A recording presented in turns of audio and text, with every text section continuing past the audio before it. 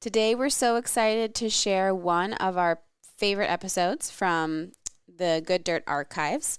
We are going to play again for you our first interview with Angela Ferraro Fanning of Axe and Root Homestead.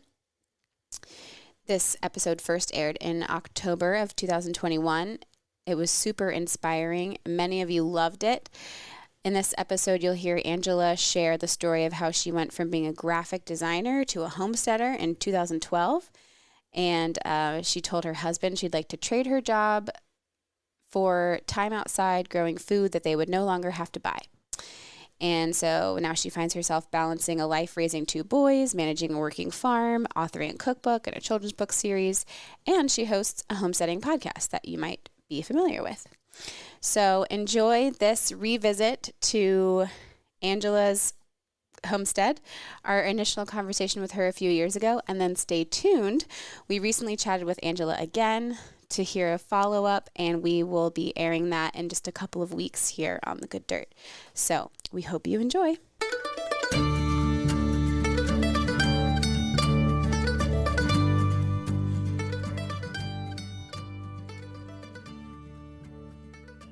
I think homesteading just comes back to a mindset. It's not about what's outside your window necessarily. It's about wanting to live more in alignment with the seasons, wanting to rely more locally for your diet. It's about using your hands. I think it's just more about hands-on local seasonal living.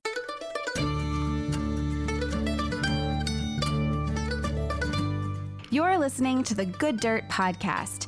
This is a place where we dig into the nitty-gritty of sustainable living through food, fashion, and lifestyle. And we're your hosts, Mary and Emma Kingsley, the mother and daughter founder team of Lady Farmer. We're sowing seeds of slow living through our community platform, events, and online marketplace. We started this podcast as a means to share the wealth of information and quality conversations that we're having in our world as we dream up and deliver ways for each of us to live into the new paradigm, one that is regenerative, balanced, and whole. We want to put the microphone in front of the voices that need to be heard the most right now, the farmers, the dreamers, the designers, and the doers. So come cultivate a better world with us. We're so glad you're here. Now, let's dig in.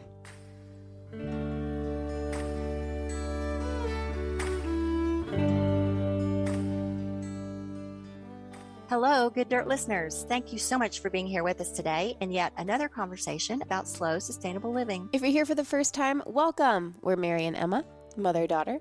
And if you're a returning listener, we're so glad to have you back. And we'd love to have you join us. So on to the episode. Today, we have with us Angela Ferraro Fanning of Axe and Root Homestead, where we have a wonderful conversation about her homestead journey with her husband and her 2 children. Axe and Root Homestead is a 6-acre farm in central New Jersey. Angela started Axe and Root in 2012 after she suffered from postpartum depression with her first child. After spending over a decade building a successful graphic design business, she longed to be outdoors, aligning her lifestyle with the seasons and with nature. So she started growing and preserving her own homegrown produce, and this quickly grew from a home garden to a farm. And now she's got Clydesdales, geese, and ducks for eggs, beehives, sheep, and fruit trees. She wants to share her passion for this lifestyle with others through Instagram, online homesteading courses, her online plant-based garden-to-table cookbooks, and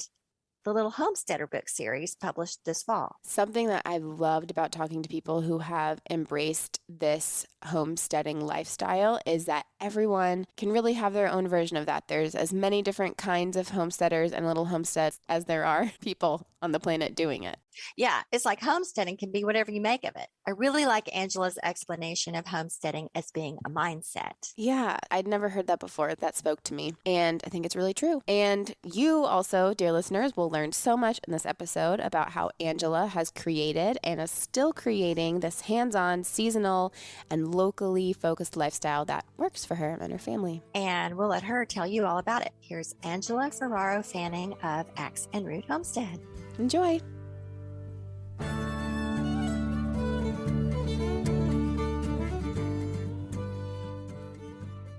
So like most homesteaders that I know, I came into this lifestyle unintentionally or by a happy accident. I currently live on a 6-acre farm in central New Jersey, and I'm from the Midwest, but I didn't grow up in a farming family. This lifestyle was not on my radar at all. It was actually about with postpartum depression, having moved away from all of my family and friends in the Midwest, having my first child on the East Coast, and being really burnt out on my graphic and website design business. And I just really needed to make a shift and was struggling between my old identity and what I wanted my new one to look like with now having a family. So I've always been into gardening, ornamentals, and then a small veggie patch.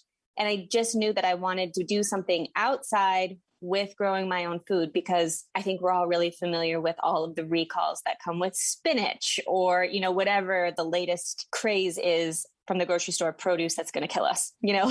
So I decided to kind of take matters into my own hands and quit and closed my graphic design business that I'd worked for a decade to build and started growing my own food. And my husband was really supportive. I said, basically, I want to trade in my paycheck for time outside, and I'll try to offset our grocery bill by growing as much of our own produce as we can and preserving it for year-round consumption. And so that's what I did. And then we just continued to take one step forward at a time. You know, I added a berry patch, I got a greenhouse, then we added ducks. And then the neighbors didn't like us very much when we brought in goats, and we weren't in a very farming-friendly community. So it was get out of the city or quit the farming gig. And we were like, no way, this is our lifestyle. This is what we believe in. And I'd always wanted horses someday, but didn't think it was going to happen so quickly. And we found a 6-acre farm from 1775 with outbuildings that was perfect for the 2 Clydesdales that I had wanted. So the rest is kind of history. It's grown relatively quickly since we moved into this property 5 years ago. Very large veggie garden, a mini orchard with, I think I have about 17 fruit trees now of varying types, multiple beehives, 2 Clydesdales for plowing. And then I also have ducks and geese, and we have a livestock guardian dog. We tried sheep for a minute, but it wasn't a good fit for us. So it's a journey. It's always changing, but I'm so passionate about it. And I'm so thankful that I fell into this lifestyle because it just fits. You use a horse to plow? I do. Yeah, I have 2 Clydesdales. That's amazing. Yeah, you're the second person we've talked to in a week that has Clydesdales. Or That's so cool. I know. And our next door neighbors have them. So I know they're enormous and impressive and really beautiful animals. And so you actually do the plowing with the horses. That's amazing. Thank you. That's by choice, obviously. Is that so you don't have to have a machine around? What led to that choice, I guess is the better way to put that. It's a good question. I always wanted horses for riding, but when it came time to move into this farm, and I had already developed a little bit of experience with homesteading, I really wanted to combine homesteading and my love of horses. And I thought I could have stacked functions here. I could have horses for riding and companionship, but I could actually compost the manure and use that to grow my own food, you know, enhance the garden soil. And in addition, I could use Clydesdales for driving, meaning tilling. They drag out the pastures. They help spread out the manure so it decomposes more readily. I use them for hauling and harvests. So for me, it's convenience because I don't have to have a tractor for only 6 acres of land. And we don't farm all of them. You know, we have woods and obviously our house and our yard for the kids. But it just sort of made sense for the size of land that we have. The fact that I try to do things as organically and naturally as possible, and that I just love and have so much respect for the animal to begin with, that if I could use it and deepen my connection with it beyond just riding, that was something that really appealed to me. I bet the horses really enjoy having a job to do. They do. One of my horses is a rescue from an auction out here on the East Coast, and he's a retired Amish horse. His history isn't very good. Unfortunately, he wasn't treated very well. So it took a lot of training, conditioning, and work with a veterinarian and a farrier and a dentist to get him healthy into where he is now. And it's taken a good amount of work, a good amount of effort to get him comfortable with the idea of plowing again. I think that was a very miserable time for him. I think he was beaten very badly when he was worked, Oh my gosh. to put it frankly. So now I've had to make sure that he knows this is still a safe space. You can still pull, you can still drive it. I'm not going to hurt you. Yeah. And he's really become receptive to that, which is good. He's more comfortable, and essentially he's teaching me. I didn't know how to drive until after I got them. And I've just talked to people that I know that do it, watched a lot of YouTube videos, read a lot of books, and then he kind of fills in the gaps and shows me, well, no, you need to pull this rein harder, or no, that's not hooked up right. So I've kind of put all these pieces together to learn how to drive him. My second Clydesdale is essentially a child. She's 8 or 9 years old, and she doesn't have any plow experience. And so I'm actually training her to do it. And we've gotten as far as she's got the harness on. She has her lines, which are called the traces. That's what is connected to whatever they're pulling. She can drag those behind her comfortably. The next thing we need to do is add something very lightweight, but on the ground. So she understands what she's pulling is not chasing her, which is a really big step for them because they're prey animals. Yeah. So that's where we're at with her. What are their names? I'm just curious. So Dozer, my mare, she's used, and she came with the name Dozer because she really is nothing short of a bulldozer, and it's just fitting. And so we kept it. The other Clydesdale, the gelding, we named him Finnegan. I don't know what his previous name is at all. They didn't provide me with any paperwork or anything from the auction, but already he learned that name within a year, which was incredible. I didn't know that they would learn their names that quickly, but I guess maybe I say it enough that he's just gotten used to it. Oh, that's a great story. Thanks. So my parents currently live on a little farm. Actually, sounds like a similar size. It's 7 acres. And they do have a tractor, but it's my dad's thing. And my mom's always saying how it's just always breaking, getting stuck, or it's great for my dad. Sure. And it makes a lot of things a lot easier, obviously. But I imagine that horses don't break as much, I would imagine. Well, I guess there's a whole nother set of maintenance and everything. Yeah. But even my husband admits that the tractor he got was overkill for our little property. But he got it kind of early on, and now he uses it. He uses it a whole lot. Sure. It's not that I've shied away from motors or anything like that. We have a four-wheeler that I use for hauling manure out. It does take a lot of time to hook up a horse, to get all of their tack on and get everything hooked up, to get them into position, to have the equipment that you want them to pull behind them in place before you put them there. There's a lot of planning. It really does take almost a half hour to 45 minutes to get everything set up before you can actually start working.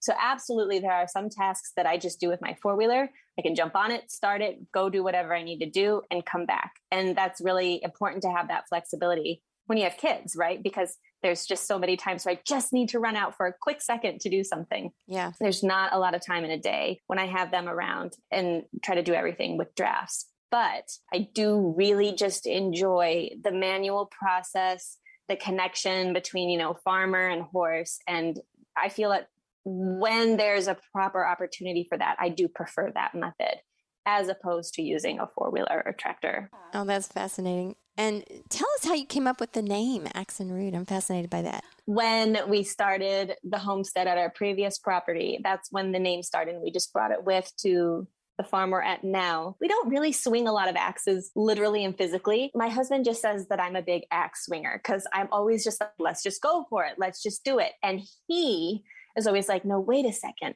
Let's plant our feet in the ground. Let's really think about this. And he's so analytical, and we kind of drive each other crazy. Honestly, just call it Axe and Root Homestead. So there isn't really any true meaning behind it other than that it just sort of fits our personalities. Oh, I think that's a great story, great illustration of the combination of energies there that that you need on a homestead. Coalesced into your all's operation. That's wonderful. Oh, thanks. So was there an aha moment somewhere in your life? You explained how you were sort of getting fed up with your graphics business, but do you have a particular scene in mind where everything just kind of shifted? I think there was a lot of foreshadowing. I don't know if there necessarily was this big light bulb moment, but now looking back, I see that this lifestyle was coming. We used to love to travel, and we've been all over the world, very fortunate and blessed to have the opportunities to do that. And that stopped when we had kids because obviously it becomes a lot more difficult. But when we were traveling to these different countries, our favorite places to stay were at farms because it gave us a real local feel. And it was an opportunity to get to know a family, see sort of how they live their life differently than we do as North Americans. And that was just so awesome to me to when I went to Argentina, for example, I stayed at an estancia and we got to ride horses with the cowboys there. And the way that they saddle up their horses is incredibly different than the way that we do it here. They just use a blanket and a rope that they fashion into the halter and the reins. There's no bit, there's nothing. And so I was so fascinated by that. And now looking back, I see, I think I've always had an interest in it. It was more hands off. If you look at the estancia to the olive grove I stayed at in Italy to, wherever I was at. It just was something that was really fascinating to me. And now I see that it was sort of the push. It was guiding me in the direction of where I was going to take my life, if that makes sense. Yeah, I can identify a lot with that. Like things sort of appealing over the years and attracting you and pulling you. And yeah, it took me several decades, but eventually did it. Good for you. I think that's the biggest step, is just making the leap into finally doing it. Yeah. And just sort of just following the urge and see, what is this about? Where is this taking me? Where is this going? And lo and behold. I think there's a level of being comfort with going into the unknown, because when people start farming or homesteading, I guess I don't know if you're from a farming family, but for me, I wasn't. And so it really was a jump. Like I really had to be comfortable with the idea that I was basically going to be putting myself back through school and educating myself as much as I could, as quickly as I could, for whatever it was that I wanted to do. And talking to people and reading, it's kind of a blind leap of faith. And I do love it. I think that's one of the things I love about it. And I also think there's a certain element of being okay with things. It's just constant things not working and failing. And it could be seasons before you see the thing that you planted doing what you wanted to. It's just trial and error over long periods of time. It just takes a real commitment to just the process. Yes, absolutely. You have to be okay with like letting go of control. Yeah, things take years to work themselves out. All these experiments, like you do an experiment in the garden, it doesn't work well. You got to wait another year to the next time it rolls around. Right. But you're especially ambitious in saying at the beginning you wanted to grow your own food. My husband and I sort of we moved to a farm. We didn't say like, oh, we're going to grow our own food and have animals. That stuff's just sort of evolved out of being in the environment more. But for you to say, we're going to grow our own food and just start doing it, that's incredibly courageous.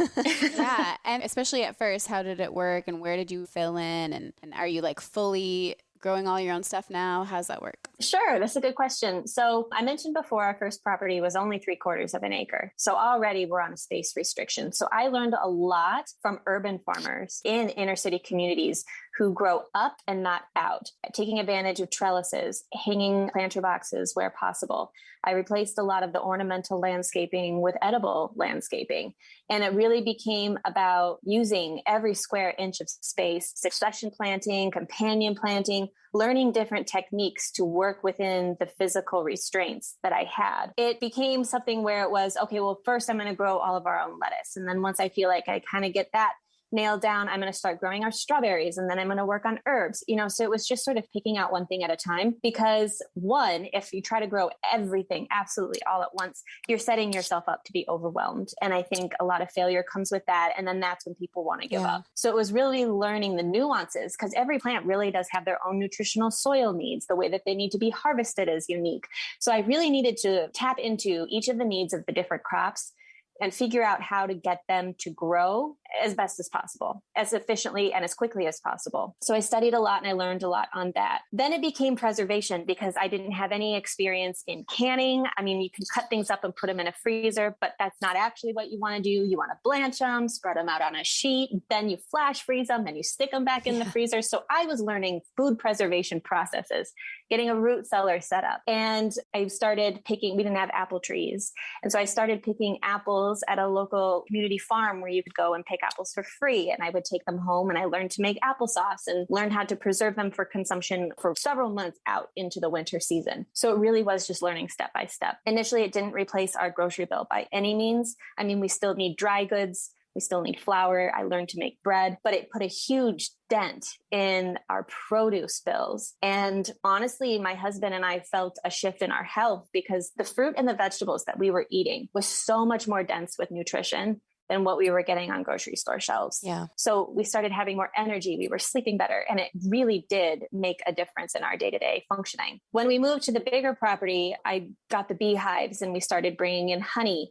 I was tapping trees in a very small capacity at the previous property, but now I tap more. So I'm making maple syrup. Oh. We very rarely buy fruits and vegetables unless, for example, my kids want something like an avocado or a banana or a pineapple. If I'm making tomato sauce, but I'm at a weird spot in my garden where maybe I have a half bushel, it's not really enough to can. And so I'm going to go offset that and buy a few more because I don't have room in the freezer. to freeze those tomatoes until more are ready out of my garden.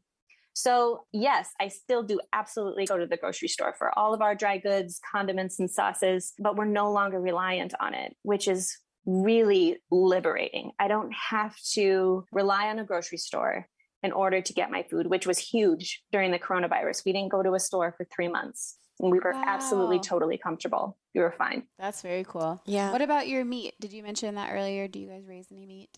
Well, I have a very simple answer for that. We don't eat meat. Oh, wow. Okay. So that's not a concern for us at all. We grow a lot of our protein in terms of beans. I've grown quinoa. You know, my kids love peanut butter. I don't grow peanuts here, so we have to buy peanut butter. But no, we don't eat any meat products. Do you do chickens? We have ducks for eggs. Honestly, it's an unpopular opinion, but chickens kind of freak me out. That's fair. They're weird looking. In the permaculture community, they say ducks are kind of the new chicken.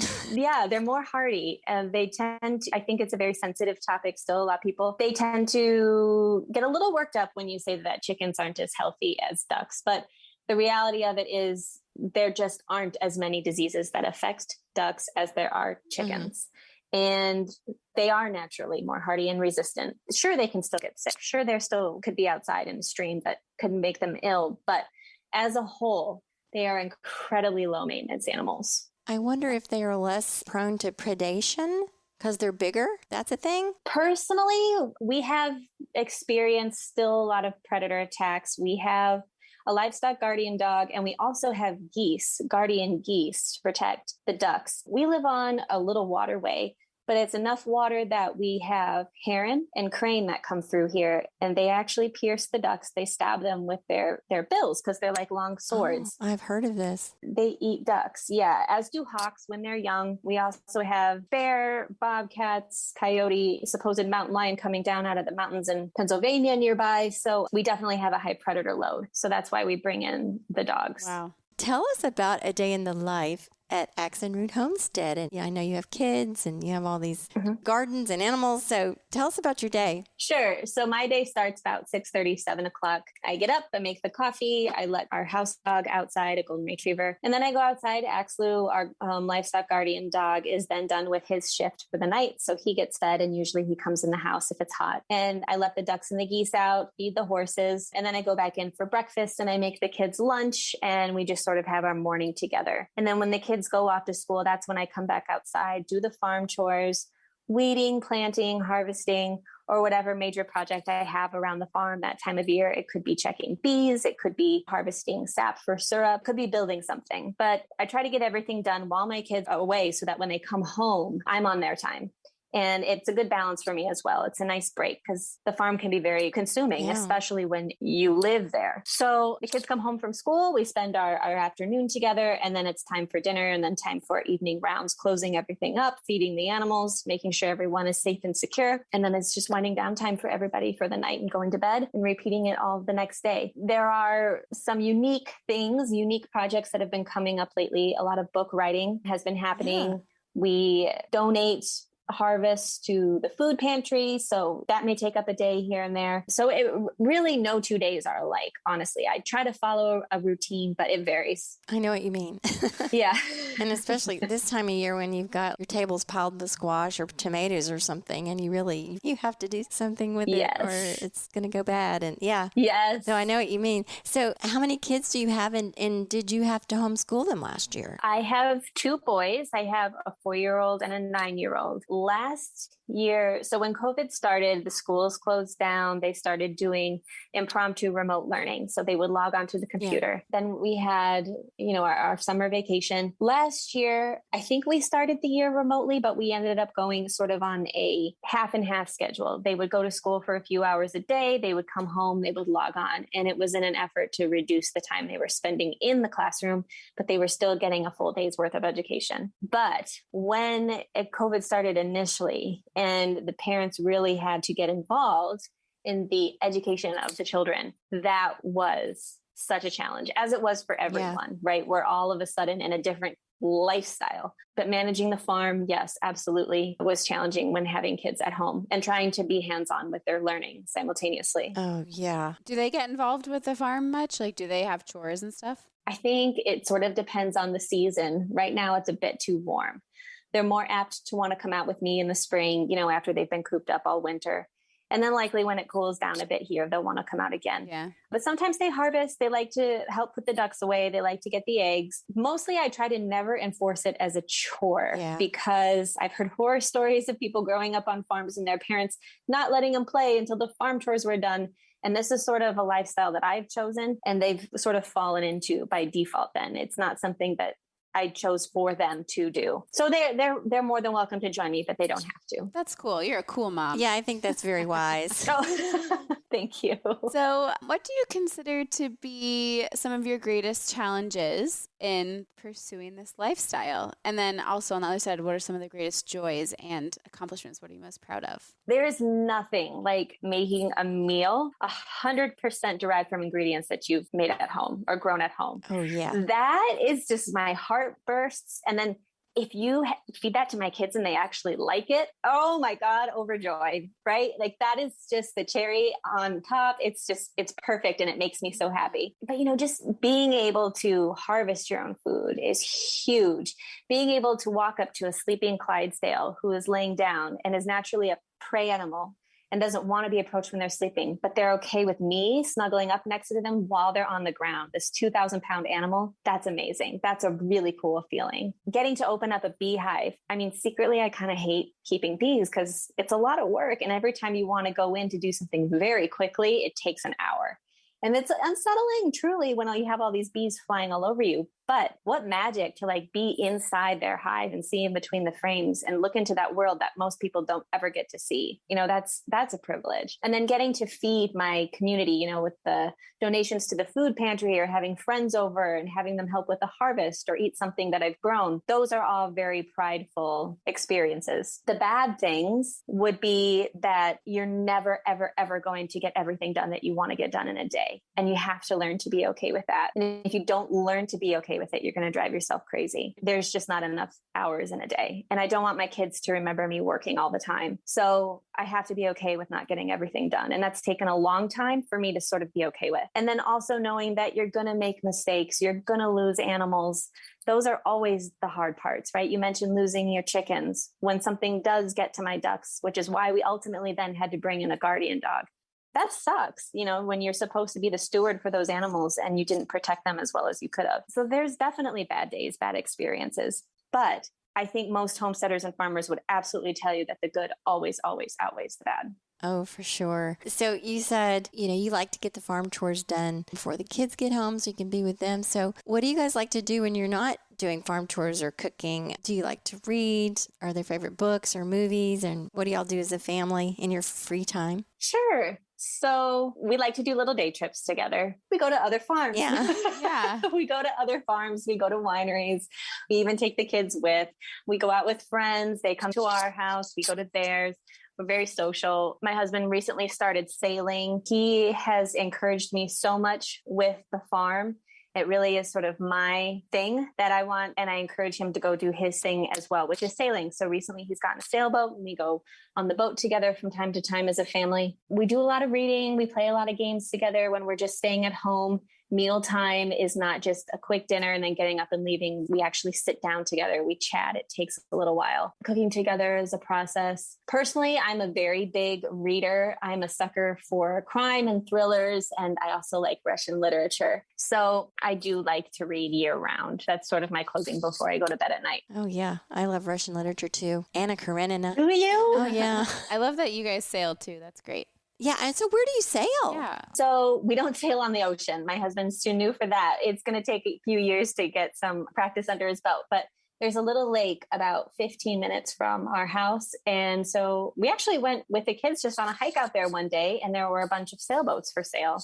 And they ended up being incredibly affordable just for a small sailboat, just enough to hold 4 people with a small sleeper cabin. And he jumped on it. So it only takes 15 minutes to get there. And we get a total chain of scenery in just a few minutes time. It's amazing. It's a real context shift, they call that. Yeah, absolutely. So, and you're in New Jersey, right? I am. And yes. we're in New Jersey. I know New Jersey is vast. So we are in central New Jersey. It is about an hour from the shore, which is to the east. I'm on the more Pennsylvania side. And I'm also maybe about an hour south and sort of west of New York City.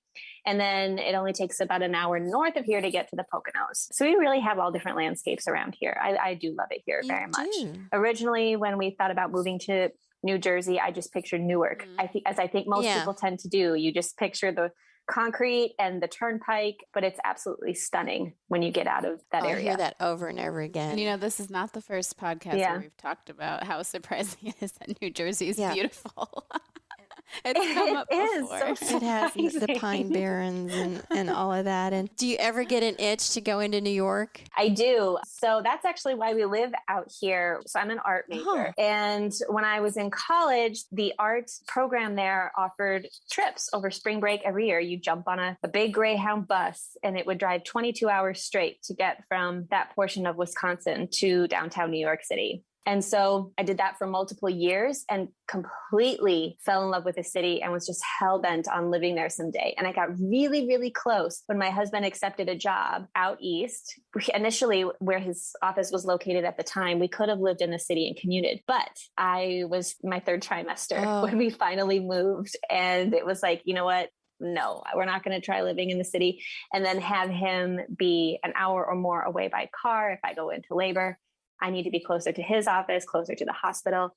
And so I never quite made it to living in New York. But you're very close. You're very close. Maybe relatively. someday. Yes. Yeah, you are. And we live just 45 minutes outside of D.C. Do you? I do. And Emma actually lives in D.C. We're in D.C. right now recording this. But we lived here for several years before we went out to the farm. It's good to be able to come back and come in for whatever you want, shows or restaurants or stuff, but haven't done too much of that, really. We've been out there 9 years and just really haven't done a lot of that. But it's good to know you can, and at times we have. Sure. I guess I sort of got it out of my system or something. I don't know.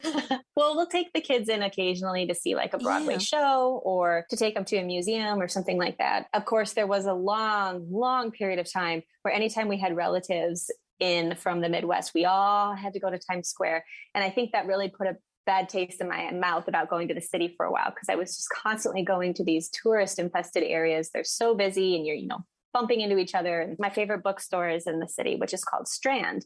And I would make a special trip just to go into that bookstore any day. So it does have its purpose. I don't mind going in occasionally, but I definitely prefer the quiet. I think if I had to choose, being out here in the country suits me better now at this time of my life. Yeah, there was a time when, as you say, family and friends would come visit and everybody wants to go down to the National Mall and all the museums and stuff, which is great. Yeah. But I got to the point where you guys go and we'll be here old. when you get back. Yes. Yeah, we'll have dinner ready. We'll have our farm-raised dinner ready. There you go. Yeah. Yes, that's exactly right. Speaking of books and bookstores and all that, tell us about your new cookbook. I know it's just came out, right? The Harvest Table? Yeah. So this last year has been a bit of a whirlwind for me. I've written 5 books in the past year. One of those books is The Harvest Table, which I co-wrote with another Instagram homesteader, Annette of Azure Farm. And we both are plant-based homesteaders. So we're both a little unusual. We don't raise any animals for meat. And so all of our recipes are pretty much things that you can grow or source from a local farm or a CSA box, and you can eat from your garden or fresh produce year round. And we've divided the cookbook up into the 4 seasons so that each recipe reflects what should be readily available to you at any given time. And most of those are gluten-free. And each recipe also includes a homesteading or garden related tip. So for example, if you're going to open it up and you see something with tomatoes in it, I think Annette has a tomato tart recipe in there. Your little homesteader tip would tell you about when to harvest tomatoes, or maybe something better to fertilize them with. So we want it to be a resource with relation to homesteading, gardening, more than just a cookbook. It has a bit more meat to it than that. Oh, that's great. Yeah, that sounds awesome. Thank you. It's available now? It's available now on Amazon. Great. Yeah, it's called The Harvest Table. So tell us about the other books. So the other books, it's a 4-part series called the Little Homesteader series. And each of the 4 encapsulates 1 season. The books were an interesting challenge because I had to write them in a way that would be engaging for children, but would teach adults how to homestead. It's illustrated so that children stay interested in the content.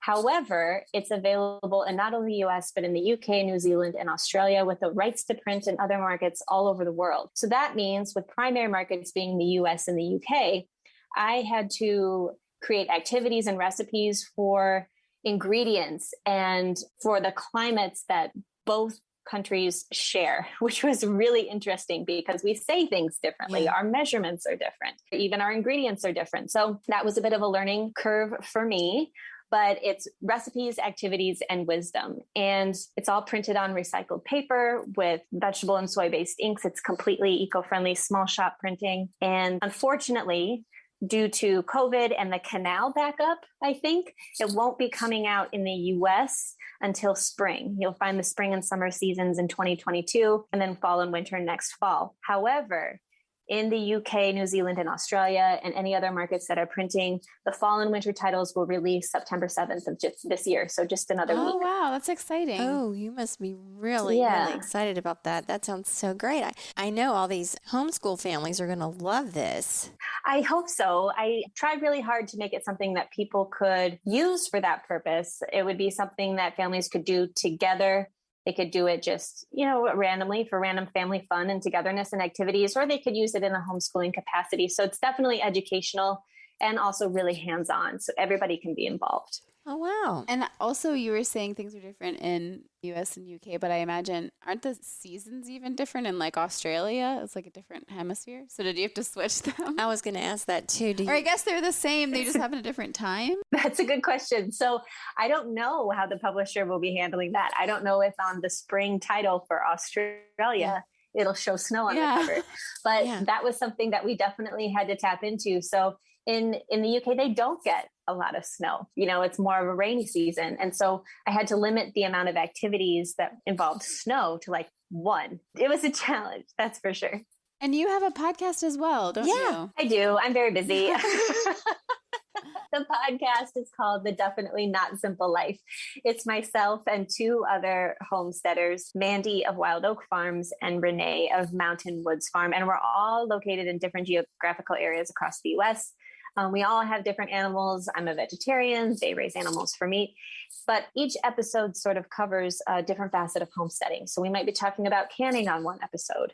Another one, we could be talking about ducks versus chickens, or we could talk about processing. I am not a veterinary professional. Mandy and Renee are, so they bring a lot of really valuable insight to the table from a medical background. It's really nice because we don't agree on everything. We all have different experience and different specialties. So it kind of creates a well-rounded space for us to answer questions that people have.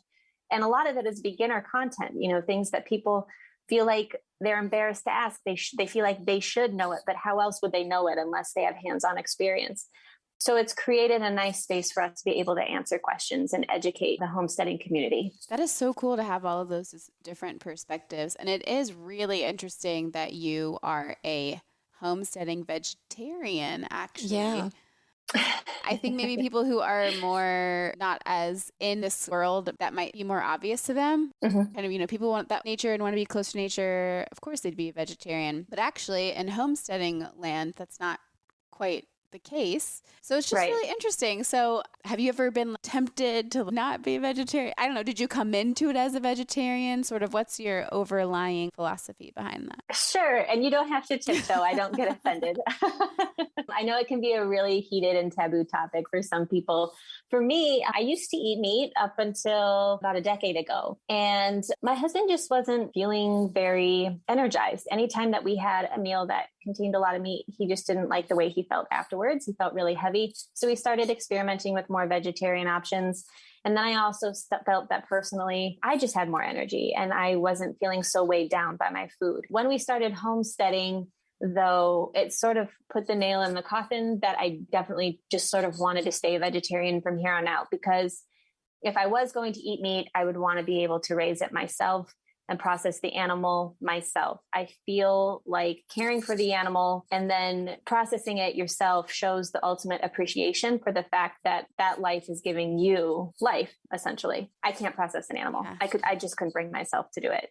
And I'm not saying that I have judgment for anybody who does. It's just for me, emotionally, I don't think I could bring myself to do it. So I feel for me, I would just rather not eat meat.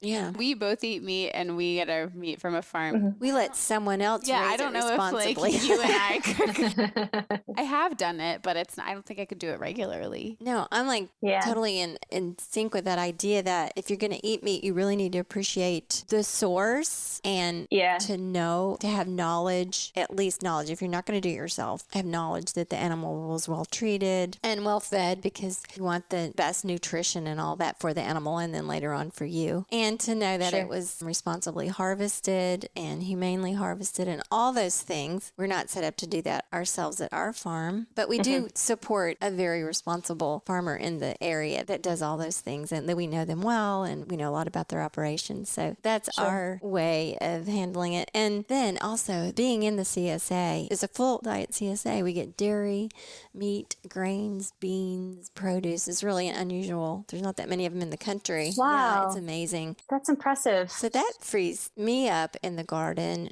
to do lots of herbs and flowers, and I like to do medicinal herbs and things like that, and supplement what I would be getting there. Like, for instance, I like growing my own greens, because lots of times if you bring greens home from the CSA and don't get around to them for a couple of days, they're not as fresh. But if I have my own little lettuce patch or chard or whatever out there, I can go pull it. It's perfectly fresh and it's not that hard to grow. And so we sort of do a hybrid version of growing our own food.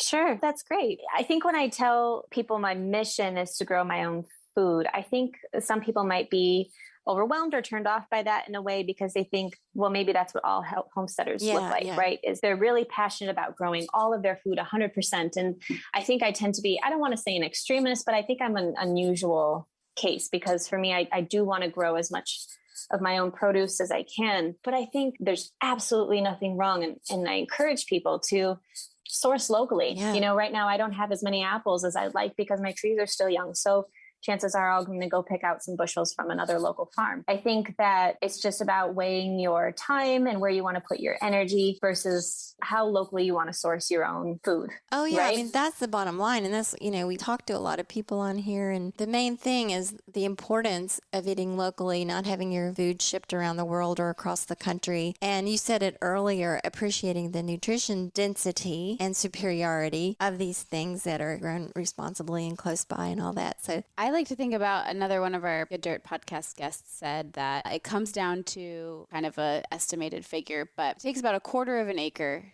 to feed a person over their life. Mm-hmm. And so if everyone in the world took responsibility for their 1/4 of an acre, the world would be a better place. And that means either doing it yourself. So it's if you need to outsource it or do it yourself. So I think I like to think about that. Like, how am I caring for my 1/4 acre? I don't have a 1/4 acre of arable land for me to farm. So I hire the farmer to do that on her farm. Sure. Well, yeah. And even if you do have the land and the space, we all can't do everything, right? We all can't be dairy farmers and cattle farmers and gardeners and tree tappers and beekeepers. We can't do it all. And so it just becomes about finding what your passion is, what your expertise is, and really just where do you want to spend your time?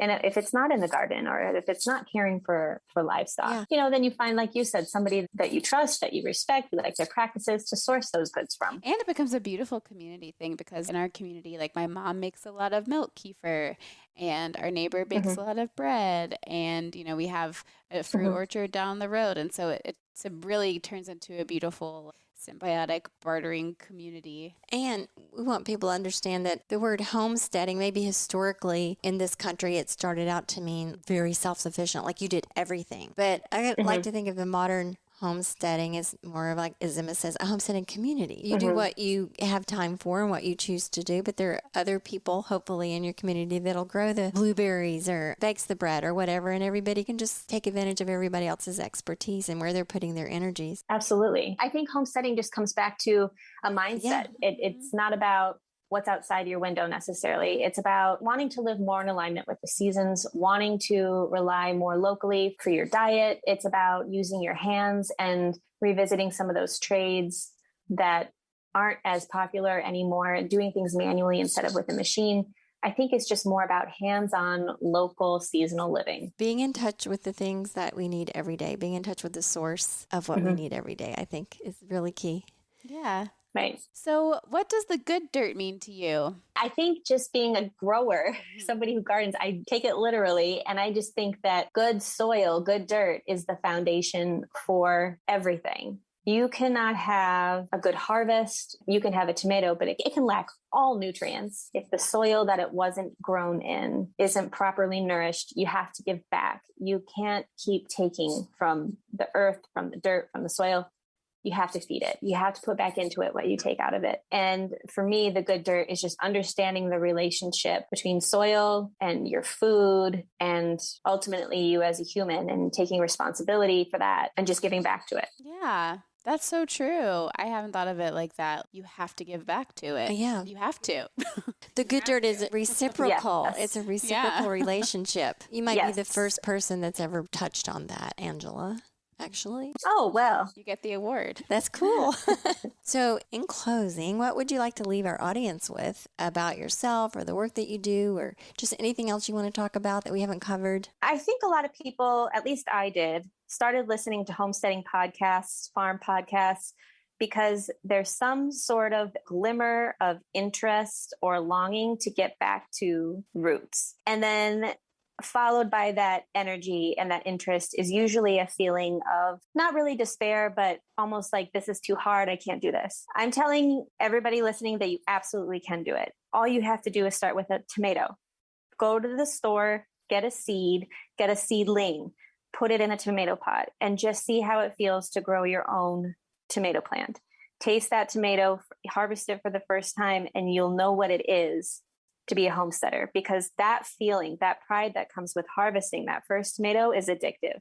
And that's where you want to start baking your own bread, growing an apple tree, making your own applesauce, getting your own chickens or ducks for eggs. It just continues to build. And I think people become so disconnected that when they take the leap into just doing that first step, growing a tomato plant, growing an herb, it just clicks for people and they experience so much pride and excitement. And it's not hard. It's just a matter of time. Picking one thing to learn at a time. Don't overwhelm yourself. Keep it simple and keep it basic. You can visit me online at axandroothomestead.com. I'm on Instagram at axandroothomestead.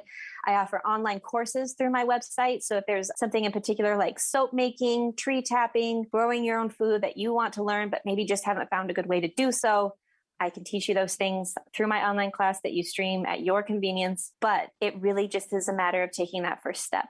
And it's so rewarding when you do. Thank you so much for putting it into those words. Your story and the way that you talk about things makes it feel so accessible.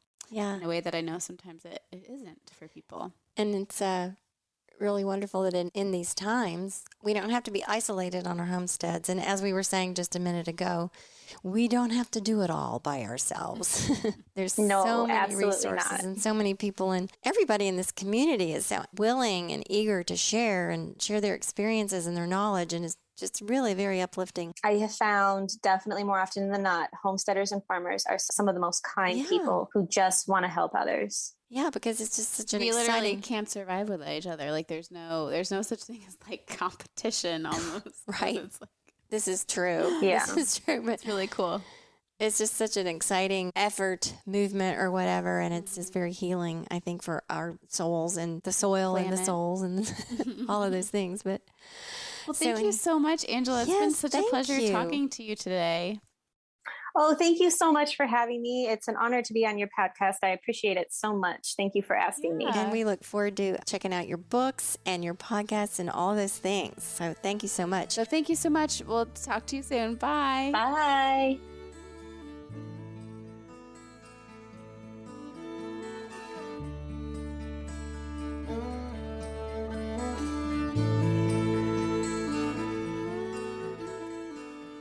Thank you so much, Angela, for sharing your wonderful story. I'm so inspired, and I really want to get my hands on some of those little homesteader books. I'm going to do that after this. And Good Dirt listeners, we appreciate you so much. Thank you for being here every week. If you are new, make sure you check us out at ladyfarmer.com. We are Lady Farmer on Instagram, and we would love to have you join us for our virtual retreat in December. It is the greatest joy meeting all of you in person and making these real connections across the internet and the podcast airwaves. Yes, and we'd love to have you join us in the Almanac, our online community. Yes. And until then, we will see you next week on The Good Dirt. Thank you so much.